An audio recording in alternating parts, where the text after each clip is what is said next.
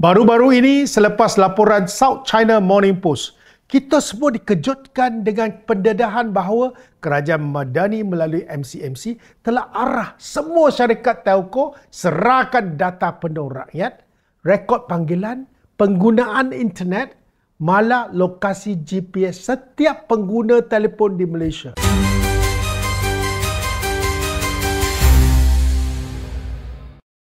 Lepas tu, MCMC cuba redakan isu, kata, jangan risau, data dah dinyak identifikasi.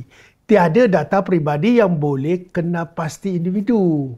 Saya nak tanya, nyak identifikasi konon, jangan cuba kelentong.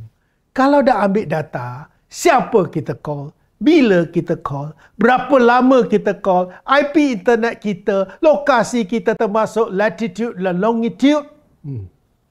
Tuan-tuan dan puan-puan, dengan data lokasi secara konsisten, jam berapa, hari apa, sesiapa yang ada akses pada data ini boleh dengan mudah padankan balik kepada identiti kita. Tambahan pula, zaman sekarang data MySejahtera, e-wallet, CCTV, touch and go, record bank, semuanya boleh cross-check. Identiti kita boleh diketahui dengan cukup mudah. Ini bukan soal percaya kerajaan sekarang atau tidak. Soalnya, kenapa kerajaan nak kumpul data rakyat secara terperinci sebegini?